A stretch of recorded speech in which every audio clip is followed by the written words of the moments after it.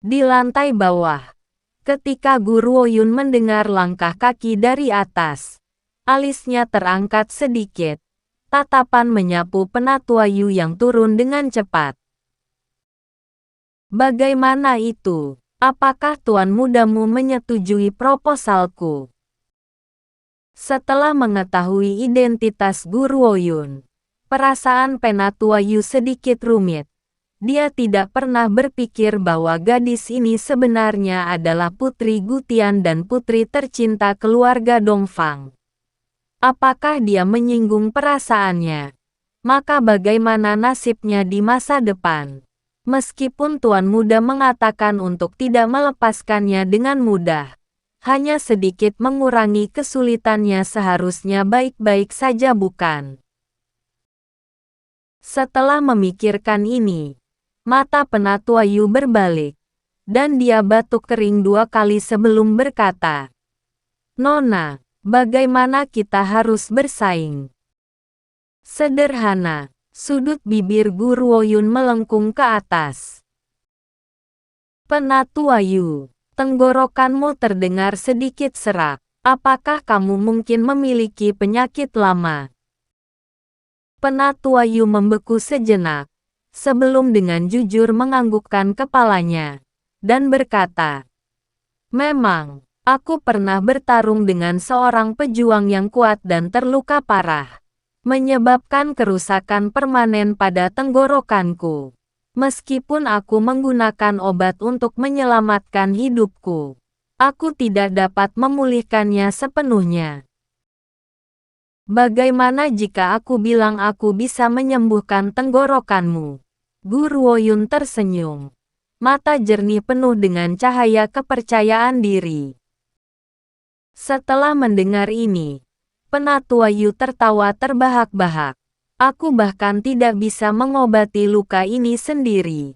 Nona memiliki kekuatan seperti itu di usia yang begitu muda. Kamu benar-benar layak dikagumi orang tua ini ya." Bahkan orang idiot pun bisa mendengar ejekan dalam kata-kata Penatua Yu. Dia awalnya berpikir untuk membiarkannya menang dalam kompetisi. Tetapi siapa yang tahu bahwa gadis ini akan menjadi sesombong ini?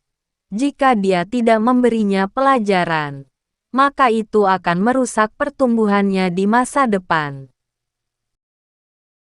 Guru Woyun tampaknya tidak mengambil pengecualian untuk kata-katanya.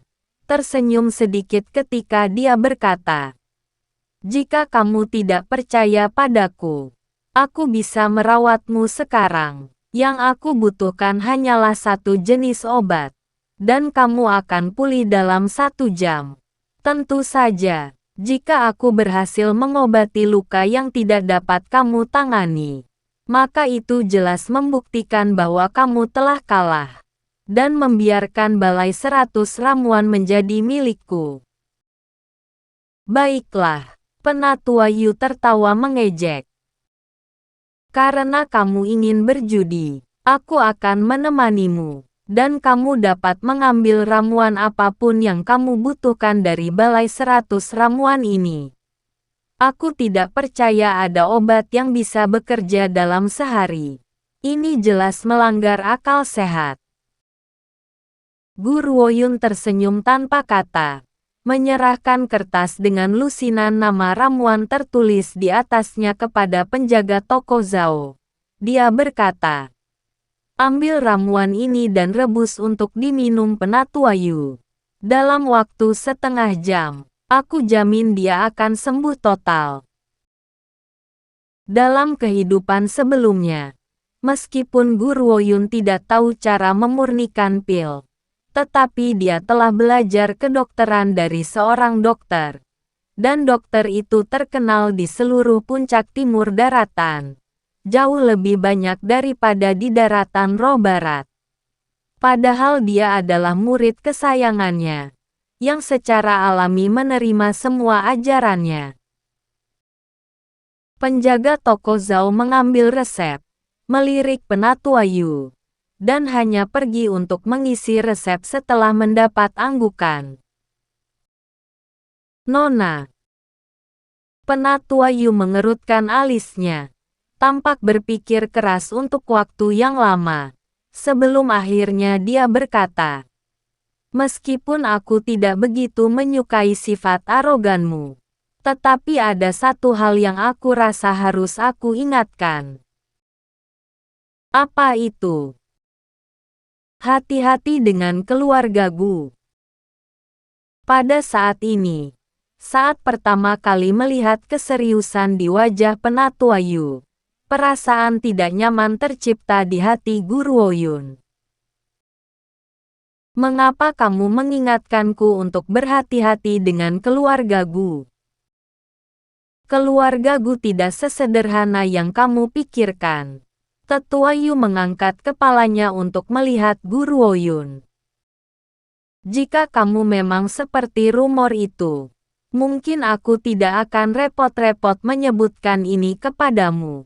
Tetapi aku mengerti sekarang. Kamu jelas bukan pengecut dan tidak berguna. Meskipun kamu sedikit sombong, tetapi kamu juga cerdik. Kematian ayahmu, Gu Tian, mungkin ada hubungannya dengan keluarga Gu." Hati Gu Ruoyun bergetar. Tangannya perlahan mengepal, dan hanya bisa rileks setelah menarik napas dalam-dalam. "Penatua Yu, kamu kenal ayahku?" "Tidak." Penatua Yu menggelengkan kepalanya. "Aku tidak mengenal ayahmu. Aku hanya mengaguminya. Pria sejati yang bersedia melindungi wanitanya dengan cara apapun. Sayangnya, surga cemburu dengan bakat luar biasa. Dan para jenius akan selalu mengundang kecemburuan. Nona, hanya ini yang bisa aku katakan. Terserah apakah kamu ingin percaya atau tidak." Sebenarnya, Penatua Yu benar-benar ingin memberi tahu Gu Ruoyun identitas aslinya. Tetapi dia tahu bahwa dia tidak bisa melakukannya. Keluarga Dongfang memiliki kekuatan besar. Talenta sebanyak rambut sapi. Itu bukan tempat yang bisa dimasuki sembarang orang. Saat itu ketika Gu Tian diakui oleh keluarga Dongfang, didasarkan pada bakatnya yang luar biasa. Kecuali Gu Ruoyun memiliki bakat yang setara dengan ayahnya, keluarga Dongfang tidak akan pernah menerimanya. "Penatua Yu, tidak peduli hubungan apa yang kamu miliki dengan ayahku. Aku ingin mengatakan terima kasih atas peringatanmu. Tetapi untuk hal-hal tertentu, aku punya rencana sendiri." Keluarga Gu adalah keluarga yang sombong.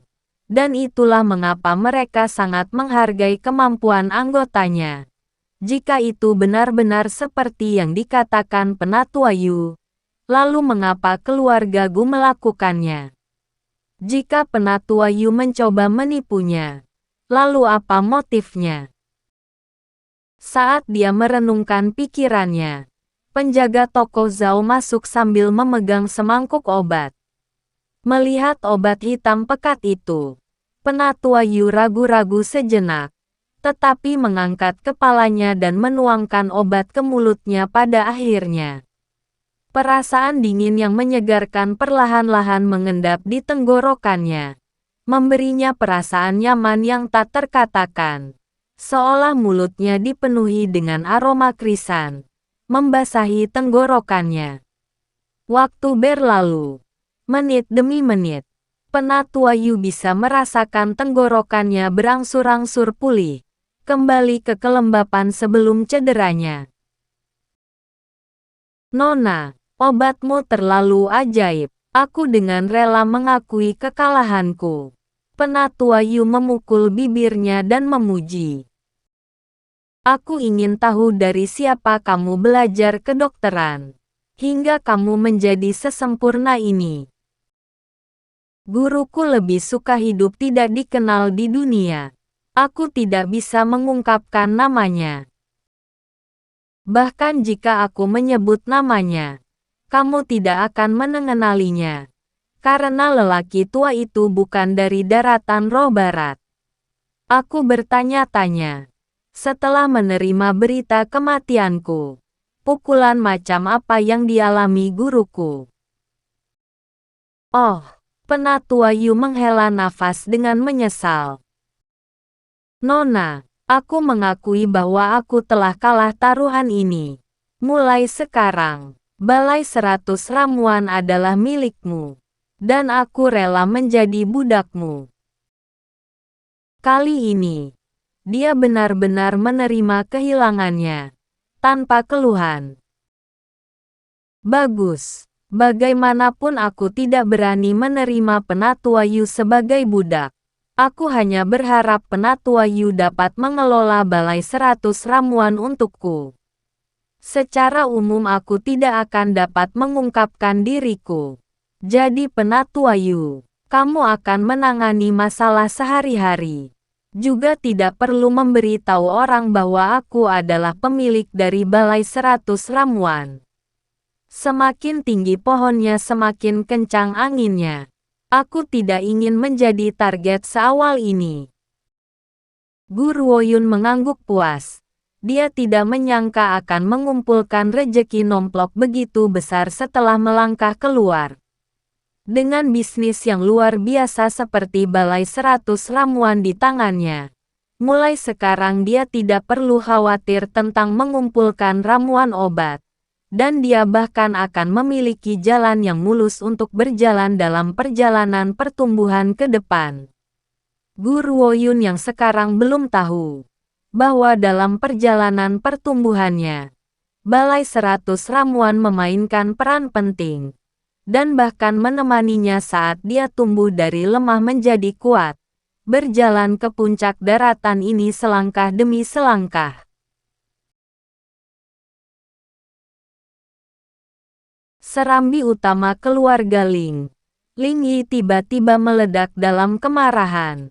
Membenci gadis berpakaian mewah di depannya karena sangat mengecewakan. Ling Yu, kamu sudah kelewatan kali ini. Ling Yu mengerucutkan bibirnya.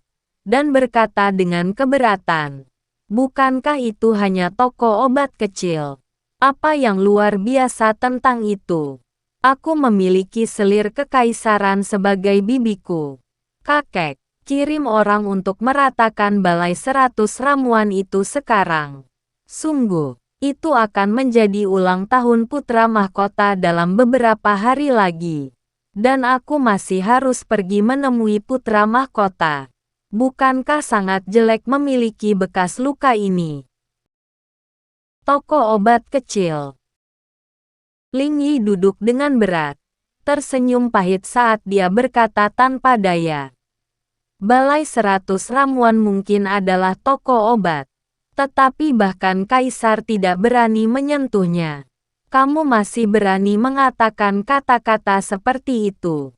Ikutlah denganku ketika aku pergi ke Balai 100 Ramuan untuk meminta maaf besok. Jika tidak, bahkan bibi selir kekaisaranmu tidak akan bisa menyelamatkanmu. Ling Yu terdiam. Itu hanya bisnis biasa. Mengapa kakek ini takut? Bahkan pamannya, sang kaisar, tidak berani menyentuh Balai 100 Ramuan. Bagaimana ini bisa terjadi? Tetapi pada saat itu, Ling Yu tahu bahwa kakek masih marah. Dan bahkan tidak berani mengatakan sepatah kata pun. Anda harus tahu bahwa di seluruh keluarga Ling, yang paling dia takuti adalah kepala keluarga, kakeknya.